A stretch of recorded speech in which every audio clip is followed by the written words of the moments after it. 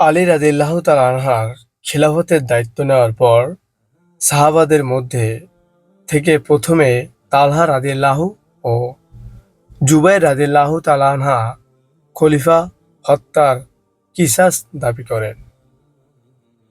আলী রাদিয়াল্লাহু তাআলা আনহা তাদের বুঝালেন এবং বললেন, যেহেতু বিদ্রোহীরা মদিনার সর্বত্র বিরাজ করছে এবং তাদের সাপোর্টে একটা বড় সংখ্যক জনগণ রয়েছে, তাই এটা সাবধানে করতে হবে। আগে রাষ্ট্রের সংহতি নিশ্চিত হোক, রাষ্ট্র কন্ট্রোল আসুক, তারপরে হত্যাকারীদের শনাক্ত ও শাস্তি দেওয়া যাবে। তালহা রাদিয়াল্লাহু তাআলা আনহা ও জুবাইর রাদিয়াল্লাহু তাআলা আনহা বুঝলেন ও ফিরে গেলেন। তৎকালে মদিনার সাহাবীরা তিনটি দলে ভাগ হয়ে যান। এক দল ছিল আলী রাদিয়াল্লাহু তাআলা আনহার পক্ষে, এরা মূল দল। তারা আলীর সিদ্ধান্ত ও শাসনে খুশি ছিলেন। এদের মধ্যে প্রায় সবাই উসমানের হত্যার বিচার চান, তবে পরিস্থিতি পূর্ণরূপে আলীর নিয়ন্ত্রণে আসা পর্যন্ত অপেক্ষা করতে রাজি ছিলেন।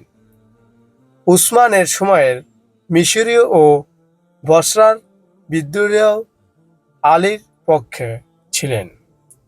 দ্বিতীয় দল কতিপয় সাহাবী এর নেতৃত্ব ছিল। এদের মধ্যে আয়েশা, জুবাইর, তালহা, মুয়াবিয়া ছিলেন উল্লেখযোগ্য। উসমানের হত্যার কিসাস তারা এখনোই কার্যকরের ব্যাপারে আগ্রহী। আলী এই সিদ্ধান্ত নিতে সময় নিচ্ছেন বিধায় তারা আলী এর বিরুদ্ধে হয়ে উঠলেন। উমাইয়া পরিবারের প্ররোচনায় এই দলের কেউ আলী উসমানের হত্যাকারী এবং হত্যাকারীদের শেল্টারদাতা হিসেবে মনে করতে লাগলেন। এখানে লক্ষণীয়, আবু বকর এর দুই সন্তান মুহাম্মদ ও আব্দুর রহমান ছিলেন আলীর পক্ষে, অন্যদিকে অন্য সন্তান আয়েশা ছিলেন বিপক্ষে। তৃতীয় দল কোনো কিছু বুঝে উঠতে সক্ষম ছিলেন না। তারা সিদ্ধান্ত নিতে পারছিলেন না বিধায় তারা নিরপেক্ষ থাকলেন। এদের সাদ বিন আবি ওয়াক্কাস, আবু হুরায়রা এবং আবু মুসা আশআরী ছিলেন উল্লেখযোগ্য। তারা কোনো পক্ষে অবস্থান না করে নিজের ঘরে অবস্থান করাটাকে শ্রেয় মনে করেছেন। আলী প্রথমে রাষ্ট্রীয় শৃঙ্খলা ফিরিয়ে আনার পরিকল্পনায় এবং বিদ্রোহীদের সংখ্যাধিক্যর কারণে তাদের বিরুদ্ধে ব্যবস্থা নিতে কিছুটা বিলম্ব করেন। এতে কেউ কেউ আলীর এর প্রতি রুট হন। অন্যদিকে হজের মৌসুম হওয়ায় রাসূল সাল্লাল্লাহু আলাইহি সাল্লামের স্ত্রীগণ সহ বহু সাহাবী হজ পালনের জন্য মক্কায় ছিলেন। এভাবে 4 মাস অতিক্রান্ত হয়ে যাওয়ার পর তালহা ও জুবায়ের আলীর এর উপর বিরক্ত হয়ে মক্কায় গমন করেন। উম্মুল মুমিনিন আয়েশা উসমান এর খুনীদের শাস্তির দাবিতে মক্কার হাতিমে অবস্থান ধর্মঘট শুরু করেন। তাকে কেন্দ্র উসমান এর হত্যার বদলা চাওয়া লোকেরা জামায়াত হতে শুরু করল। আয়েশা আলী বিরোধী শিবিরের অঘোষিত নেতা হয়ে গেলেন। তাদের দাবি, উসমান হত্যার বদলা না নিয়ে এক মুহূর্ত শাসন ক্ষমতায় থাকা যাবে না। আগে খলিফা হত্যার বিচার করতে হবে। মদিনা থেকে মিশরীয় বিদ্রোহীদের শাস্তি দিয়ে বিতাড়িত করতে হবে বিভিন্ন কথা। এদিকে বসরায় একদল লোক উসমানের হত্যার প্রতিশোধ নিয়ে দল গঠন করল। তাদের সাথে যুক্ত হতে চাইলেন মক্কায় খুনের বদলা নিতে চাওয়া লোকেরা। উসমান হত্যার কিসাস গ্রহণের প্রস্তুতি নেওয়ার জন্য বসরায় যাওয়ার সিদ্ধান্ত গৃহীত হয় এবং আয়েশা এর নেতৃত্বে মক্কা থেকে তালহা, জুবায়ের প্রমুখ সাহাবী বসরায় পথে রওনা দিলেন। ইতিমধ্যে আয়েশা বসরার নিকটবর্তী হাওয়াব নামক স্থানে পৌঁছালে কুকুর ঘেউ ঘেউ করতে থাকে। তখন তাকে রাসূল সাল্লাল্লাহু আলাইহি সাল্লামের হাদিসের কথা মনে পড়ে যায়। একদা রাসূল সাল্লাল্লাহু আলাইহি সাল্লাম তাকে বললেন, তোমাদের মধ্যকার একজনের অবস্থা কেমন হবে যখন হাওয়াবের কুকুর তার বিরুদ্ধে ঘেউ ঘেউ করবে? আহমদ শরীফের হাদিস 24,299 নম্বর পৃষ্ঠা। অন্য বর্ণনায় এসেছে, রাসূল সাল্লাল্লাহু আলাইহি সাল্লাম বলেছেন, তোমাদের মধ্যে উটে আরোহণকারিনীর অবস্থা কি হবে যখন সে বের হবে, অতঃপর তার বিরুদ্ধে হাওয়াবের কুকুরগুলি ঘেউ ঘেউ করবে, তার ডানে ও বামে বহু মানুষ নিহত হবে, এরপর কোনো মতে সে প্রাণে রক্ষা পাবে। মুসনাদে বাজ্জার শরীফের হাদিস 4777 নম্বর পৃষ্ঠা। তখন আয়েশা রাদিয়াল্লাহু তাআলা আনহা বাড়িতে ফিরে যাওয়ার মনস্থ করলেন। এমন সময় জুবায়ের বললেন, না, বরং আপনি সামনে অগ্রসর হন, লোকেরা আপনাকে দেখে হয়তো সন্ধিতে চলে আসবে। আল্লাহ আপনার মাধ্যমে হয়তো বিবদমান দুটি দলের মধ্যে মীমাংসা করে দিবেন। তখন তিনি সামনে অগ্রসর হন। আহমদ শরীফের হাদিস 24,299 নম্বর পৃষ্ঠা। এই ঘটনাগুলো 36 হিজরির কথা। 35 হিজরিতে আলীর খিলাফা হন। এরপর সিরিয়ার গভর্নর আলীর নির্দেশ না মানলে তিনি সিরিয়ায় সফর করতে চেয়েছিলেন, কিন্তু বসরায় সংগঠিত বিদ্রোহ ঠেকাতে তিনি সিরিয়ার দিকে না গিয়ে বসরার দিকে রওনা হন। আলীর কাকাকে বসরায় তালহা ও জুবায়ের এর কাছে দূতরূপে পাঠালেন। সম্প্রীতি ও ঐক্যবদ্ধতার প্রতি আহ্বান জানিয়ে এবং বিভেদ বিভক্তি ও দলাদলিকে ভয়ঙ্কর সাব্যস্ত করে। আলীর কাকা বসরায় পৌঁছেছে। প্রথমে আয়েশা এর কাছে গিয়ে তাকে বললেন, আম্মাজান, আপনি কেন এদেশে এলেন? তিনি বললেন, প্রিয় বৎস, মানুষদের মধ্যে আপোষ মীমাংসার উদ্দেশ্য। আলীর কাকা তালহা ও জুবায়েরকে ডেকে আনার আবেদন করলেন। তারা উপস্থিত হলে আলীর কাকা তাদের বললেন, আমি উম্মুল মুমিনিনকে এখানে আগমনের হেতু জিজ্ঞেস করেছিলাম।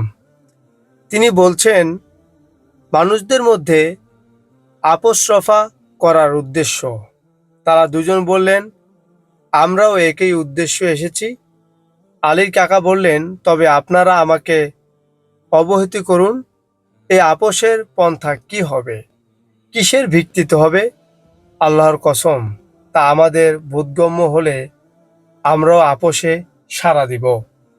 তারা দুজন বললেন, উসমান হত্যাকারীদের বিষয়টি, কেননা এটি বর্জন করা হলে তা হবে কুরআন বর্জন করা। আলীর কাকা বললেন, তার হত্যাকারীদের মধ্যে বসরার লোকদের আপনারা হত্যা করেছেন, কিন্তু তাদের হত্যা করার পূর্বে আপনারা আজকের স্থিরতার চেয়ে অধিক স্থির পরিস্থিতির নিকটবর্তী ছিলেন।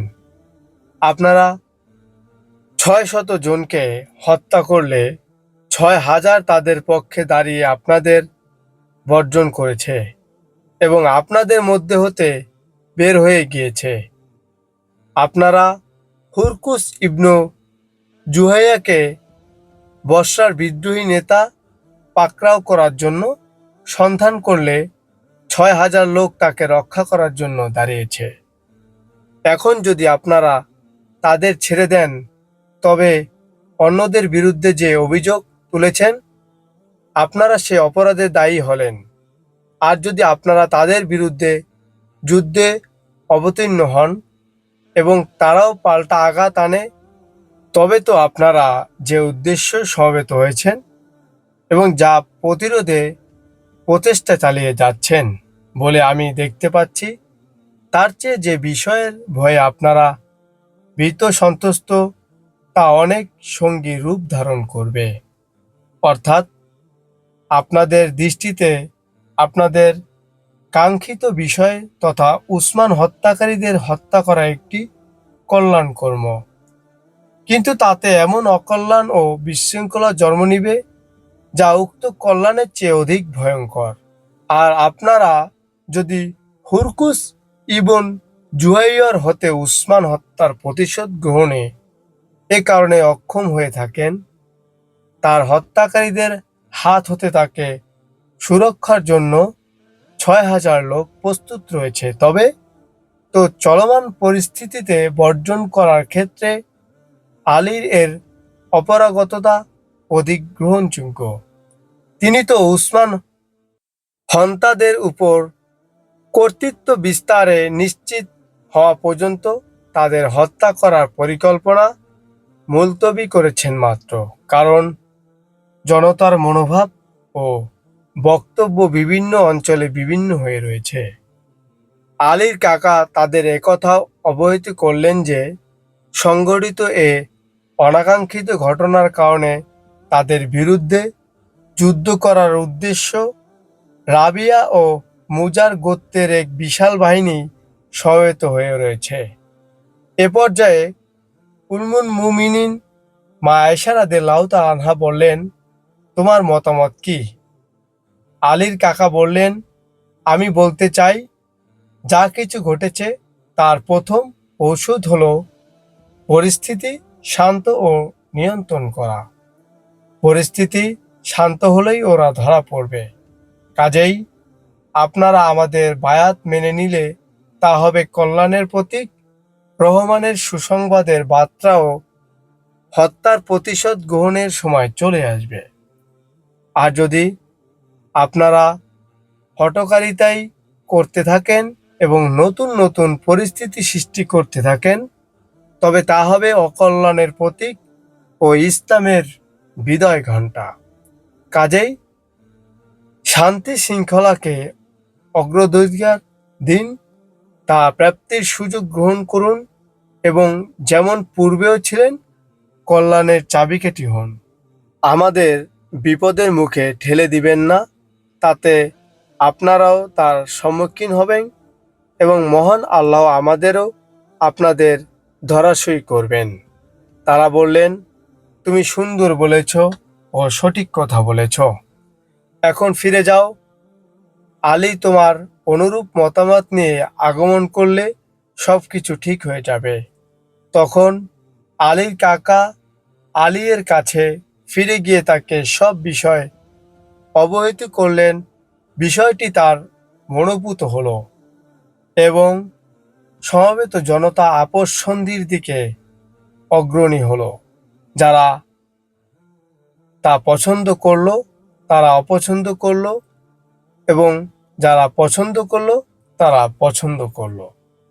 আয়েশা রাদিয়াল্লাহু তাআলা আনহা ও আলী রাদিয়াল্লাহু তাআলা আনহা এর কাছে এ মর্মে দূত পাঠালেন যে তিনি আপোষ সন্ধির জন্য এসেছেন। এতে উভয় পক্ষ আনন্দিত হলো। আলী লোকদের সামনে দাঁড়িয়ে ভাষণ দিলেন। ভাষণে তিনি জাহিলি যুগ ও তার অকল্যাণের কথা এবং অপকর্ম সমূহের কথা স্মরণ করিয়ে দিলেন এবং ইসলাম ও মুসলমানদের সৌন্দর্য, সম্প্রীতি ও দলবদ্ধতার সৌভাগ্যের কথা উল্লেখ করলেন। তিনি আরো বললেন, আল্লাহ তাআলা তার নবীর ওফাতের পরে ও উম্মতকে খলিফা আবু বকর সিদ্দিক রাদিয়াল্লাহু তাআলা আনহু এর নেতৃত্বে একত্রিত করে দিয়েছিলেন। তারপরে উমর ইবনুল খাত্তাব রাদিয়াল্লাহু তাআলা আনহু এর নেতৃত্বে, তারপর উসমানের নেতৃত্বে, তারপর এই দুর্ঘটনার সূত্রপাত হলো যা সমগ্র উম্মতকে ঘিরে ফেলেছে। একদল লোক দুনিয়ালোভী হয়ে মহান আল্লাহর বাদে দুনিয়ার নিয়ামত দান করেছেন। তাদের প্রতি মহান আল্লাহ যে মহত্ব ও মর্যাদা দিয়ে অনুগ্রহ করেছেন তার প্রতি হিংসায় আক্রান্ত হলো। তারা ইসলামকে এই বিষয়গুলোকে পিছনে সরিয়ে নেওয়ার ইচ্ছা করলো। মহান আল্লাহ অবশ্যই তার কর্ম সম্পন্ন করবেন। পরে তিনি বললেন, শোনো, আমি আগামী দিন সফর শুরু করব, তোমরাও বেরিয়ে পড়বে। যারা উসমান হত্যায় কোনো কিছু দিয়ে কোনো প্রকার অংশগ্রহণ করেছে তারা আমার সঙ্গে যাবে না। আলীর এই ঘোষণায় উসমানের বিরুদ্ধে বিদ্রোহ করা ২৫০০ বিদ্রোহী শঙ্কিত হয়ে পড়ে। আলী বসরা থেকে চলে যেতে উদ্যত হলে তালহা ও জুবায়ের বিদ্রোহীদের বিরুদ্ধে যুদ্ধ করার পরিকল্পনা করে। এরপর আলী তালহা ও জুবায়ের এর কাছে পত্র পাঠালেন যে, তোমরা কাকা ইবন আমরকে যে কথার উপর ফেরত পাঠিয়েছিলে তাতে অবিচল থাকলে হাত গুটিয়ে রাখো, যাতে আমরা অবস্থান নিয়ে বিষয়টির প্রতি নজর দিতে পারি। তারা দুজন পত্রের জবাবে অবহিত করলেন যে, মানুষের মধ্যে আপোসফার যে কথার উপরে ওমরের কাকাই অমরকে ফেরত পাঠিয়েছিলাম, আমরা তাতে অবিচল রয়েছি। এতে সকল মানুষ শান্ত ও নিশ্চিত হলো এবং উভয় বাহিনীর লোকেরা তাদের সঙ্গী সাথী ও বন্ধু বান্ধবদের সঙ্গে মিলিত হলো। সন্ধ্যায় আলী রাদিয়াল্লাহু তাআলা আনহা আব্দুল্লাহ ইবনে আব্বাস রাদিয়াল্লাহু তাআলা আনহাকে অপর পক্ষের কাছে পাঠালেন এবং তারা মুহাম্মদ ইবনু তুলাইবা সাজ্জাদকে আলী এর কাছে পাঠালো। ফলে জনতা একটি সুখময় রাত অতিবাহিত করল। তবে উসমান হত্যাকারীরা একটি ভয়ানক রাত অতিবাহিত করল। তারা রাতভর সলা পরামর্শ করে কাটালো এবং শেষ রাতের আঁধারের মধ্যে যুদ্ধ বাঁধিয়ে দেওয়ার সিদ্ধান্তে উপনীত হলো। সিদ্ধান্ত মতে ফজরের সময় শুরু হওয়ার আগেই তাদের প্রায় ২০০০ লোক উঠে পড়ল এবং প্রত্যেক উপদল তাদের আপনজনদের কাছে পৌঁছে তরবারি দ্বারা আক্রমণ চালালো। এতে প্রত্যেক উপদল আত্মরক্ষার জন্য নিজেদের বড় দলের কাছে ছুটে গেল। ঘুম ভাঙা লোকেরা নিজ নিজ অস্ত্র হাতে তুলে নিল। তারা বলতে লাগলো, কুফাবাসীরা আলী এর বাহিনী রাতের আধারে আমাদের উপর আক্রমণ করেছে এবং আমাদের সঙ্গে বিশ্বাসঘাতকতা করেছে। তারা ধারণা করল যে আলীর সঙ্গে আগতদের কোনো একটি দল এ কাজ করেছে। আলী এর কাছে সংবাদ পৌঁছালে তিনি বললেন, লোকদের কি হয়েছে? লোকেরা বলল, বসরাবাসীরা আমাদের উপর আক্রমণ চালিয়েছে। এতে প্রত্যেক পক্ষ তার অস্ত্রের কাছে ছুটে গেছে এবং বর্ম পরিধান করে অশ্বারোহী হলো। তাদের কেউ বাস্তবে কি ঘটেছে তা অনুধাবন করতে পারল না। অশ্বারোহীরা দ্বন্দ্বযুদ্ধে লিপ্ত হলো। বীর বাহাদুররা চক্কর দিয়ে দিয়ে চ্যালেঞ্জ ঘোষণা করল। যুদ্ধ তার নখর বসিয়ে দিল।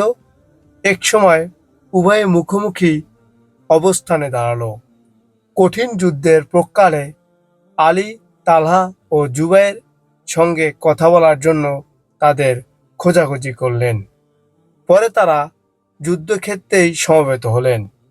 এমনকি তাদের ঘোড়াগুলির ঘাড় পরস্পর মিলিত হলো।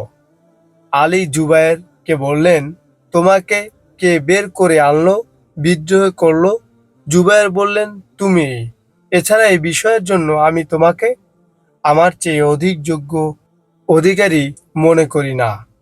আলী রাদিয়াল্লাহু তাআলা তাকে বললেন, সে দিনটির কথা কি তোমার মনে পড়ে, যেদিন আমি রাসূল সাল্লাল্লাহু আলাইহি সাল্লামের সঙ্গে বনু গুমের এলাকায় পথে চলছিলাম? তখন তিনি আমার দিকে তাকিয়ে হেসেছিলেন, আমিও তার দিকে তাকিয়ে হেসেছিলাম। তখন তুমি বলেছিলে, ইবনু আবু তালিবের গর্বিত আচরণ আর গেল না। তখন রাসূল সাল্লাল্লাহু আলাইহি সাল্লাম বলেছিলেন, সে অহংকারী নয়, তুমি অবশ্যই তার সঙ্গে যুদ্ধ করবে এবং তখন তুমি তার প্রতি জুলুমকারী হবে। জুবায়ের বললেন, আল্লাহর কসম, হ্যাঁ, আমার মনে পড়েছে। আগে তা আমার স্মরণে থাকলে আমি আমার এ সফরে বের হতাম না। এখন আল্লাহর কসম, তোমার বিরুদ্ধে যুদ্ধ করব না। তখন জুবায়ের সারি ভেদ করে চলে যেতে লাগলেন। একই কথা আলী তালহাকেও বললেন। তালহা যুদ্ধ না করে ফিরে যেতে চাইলেন। তিনি যুদ্ধ না করে ফিরে যাওয়ার সময় যুদ্ধক্ষেত্রেই একটি অজ্ঞাত তীর তাকে আঘাত করল। কথিত মতে মারওয়ান ইবনুল হাকাম সেটি মেরেছিল। মহান আল্লাহ সমধিক অবহিত। এ তীরের বিষয়টি তিনি শাহাদাত বরণ করলেন। জুবায়েরও ফিরে যাওয়ার সময় যুদ্ধক্ষেত্রেই বাইরে শাহাদাত বরণ করেন। আয়েশা তার হাওদায় বসে এগিয়ে চললেন এবং বর্ষার কাজী কাবিউ সিওয়ারের হাতে একখানি কুরআন শরীফ তুলে তাকে বললেন, লোকদের এর দিকে আহ্বান করো। এটি ছিল সে সময়ে। তখন জুবায়ের ফিরে গেলেন এবং তালহা শহীদ হলেন। এ যুদ্ধের তীব্রতা প্রচণ্ড রূপ ধারণ করল। এক পর্যায়ে আয়েশা রাদিয়াল্লাহু তাআলা আনহা এর বাহিনী দুর্বল হয়ে পড়ল। আয়েশা অবরুদ্ধ হয়ে পড়লেন। আলী তার নিরাপত্তার ব্যবস্থা করলেন। এ সময় আলী এর ঘোষণা প্রচার করল, কোনো পালাতকের পশ্চাদ্ধাবন করা হবে না, কোনো আহতকে মৃত্যুমুখে ঠেলে দেওয়া হবে না, বাড়িঘরের অভ্যন্তরে প্রবেশ করা যাবে না। আলী রাদিয়াল্লাহু তাআলা আনহু একদল লোককে আয়েশা এর বাহিনীটি নিহতদের মধ্যে হতে সরিয়ে আনার নির্দেশ দিলেন। তার ভাই মুহাম্মদ ইবনু আবু বকর রাদিয়াল্লাহু তাআলা আনহু ও আম্মারকে একটি তাঁবু লাগিয়ে দেওয়ার আদেশ দিলেন। ভাই মুহাম্মদ আয়েশা রাদিয়াল্লাহু তাআলা আনহা এর কাছে গিয়ে জিজ্ঞেস করলেন, আপনার কোনো আঘাত লাগেনি তো? তিনি বললেন, না। আর তাতে তোমার কি এসে যায়? আম্মার তাকে সালাম করে বললেন, মা, কেমন আছেন আপনি? আয়েশা রাদিয়াল্লাহু তাআলা আনহা বললেন, আমি তোমার মা নই। আম্মার রাদিয়াল্লাহু তাআলা আনহা বললেন, অবশ্যই, যদিও আপনার অপছন্দ হয়। এ সময় আমিরুল মুমিনিন আলী তার কাছে এলেন এবং সালাম করে বললেন, মা, কেমন অবস্থায় আছেন? আয়েশা রাদিয়াল্লাহু তাআলা আনহা বললেন, ভালো। আলীর বললেন, আল্লাহ পাক আপনাকে ক্ষমা করুন। এ সময় অন্যান্য বিশিষ্ট ব্যক্তিবর্গ ও গোত্রপতি দলনেতাগণ এসে মা আয়েশা রাদিয়াল্লাহু তাআলা আনহাকে সালাম করতে লাগলেন। রাত ঘনিয়ে এলে উম্মুল মুমিনিন মা আয়েশা রাদিয়াল্লাহু তাআলা আনহা বসরা শহরে প্রবেশ করলেন। তখন তার সঙ্গে ছিল তার ভাই ও বিপক্ষ দলের মুহাম্মদ ইবন আবু বকর রাদিয়াল্লাহু তাআলা আনহু। তিনি বসরার বৃহত্তম বাড়ির আব্দুল ইবনে খালাফ খুজাইর বাড়িতে অবতরণ করলেন। খুঁজে খুঁজে উভয় পক্ষের আহতদের বসরার শহরে নিয়ে যাওয়া হলো। আলী ঘুরে ঘুরে উভয় পক্ষের নিহতদের দেখতে লাগলেন। এর মধ্যে তালহা এর লাশ দেখতে পেয়ে খুব কষ্ট পেলেন। তার জন্য প্রশংসাসূচক কবিতা বলতে লাগলেন তিনি। মুসলিমদের জন্য ভয়ঙ্কর খারাপ দিন হলো বসরার এই যুদ্ধ। ইতিহাসে এই যুদ্ধের নাম উটের যুদ্ধ নামে পরিচিত। আয়েশা রাদিয়াল্লাহু তাআলা আনহা উটের পিঠে চড়ে এই যুদ্ধের নেতৃত্ব দিয়েছেন বলে এমন নামকরণ করা হয়েছে। এ যুদ্ধে অগণিত মুসলমান শাহাদাত বরণ করেন। বহু মুসলিমের হাত পা কর্তিত হয়। অনেকেই মুসলিম ভাইকে খুন না করে হাত পা কেটে পরাজিত করতে চেয়েছেন, তাই এমন পরিস্থিতি তৈরি হয়েছে। যুদ্ধের পরে মা আয়েশা রাদিয়াল্লাহু তাআলা আনহা অনুতপ্ত হয়েছেন। যুদ্ধ না করে আলী এর সাথে সরাসরি আলোচনা করে কর্মপন্থা নির্ধারণ করা সঠিক হতো বলে রায় দিয়েছেন। আলীর পক্ষে ছিল প্রায় 20,000 সৈন্য। তার পক্ষের কমান্ডাররা হলেন হাসান, হুসাইন, আম্মার, মুহাম্মদ বিন আবু বকর, আব্দুর রহমান বিন আবু বকর, আব্দুল্লাহ ইবনে আব্বাস রাদিয়াল্লাহু তাআলা আনহু, আবু কাতাদা, আবু আইয়ুব আনসারী, আরও অনেকে। অন্যদিকে মা আয়েশার পক্ষে ছিলেন প্রায় 30,000 সৈন্য। তার পক্ষের কমান্ডাররা হলেন মারওয়ান, ওয়ালিদ ইবনে উকবা, আবদুল্লাহ ইবনে জুবাইর, মুহাম্মদ ইবনে তালহা, উমাইয়া ইবনে খালাফ আরও অনেকে। তালহা রাদিয়াল্লাহু তাআলা আনহা ও জুবাইর রাদিয়াল্লাহু তাআলা আনহার কমান্ডার ছিলেন, কিন্তু তারা যুদ্ধ করেনি। উভয় পক্ষে মৃত্যুবরণ করেন 2,500 সৈন্য, আহত হন 5,000-এরও বেশি সৈন্য। সম্মানিত শ্রোতাবৃন্দ, এই যুদ্ধ মুসলমানদের জন্য একটা বড় যুদ্ধ ছিল। এটা মুসলমান যুদ্ধ করেছিলেন, কিন্তু তাদের মধ্যে ভুল বোঝাবুঝির জন্য এই যুদ্ধ সংঘটিত হয়েছিল। সম্মানিত মুসলমানবৃন্দ, সম্মানিত শ্রোতাবৃন্দ, যারা আমার ভিডিওটি দেখছেন এবং শুনছেন, সবাই শেয়ার করে দিবেন এবং ইসলামের পথে চলুন, আল্লাহর দ্বীন কায়েমের পথে চলুন। আজকে পর্যন্তই। সবাই ভালো থাকুন, সুস্থ থাকুন। আসসালামু আলাইকুম ওয়া রাহমাতুল্লাহি ওয়া বারাকাতুহু।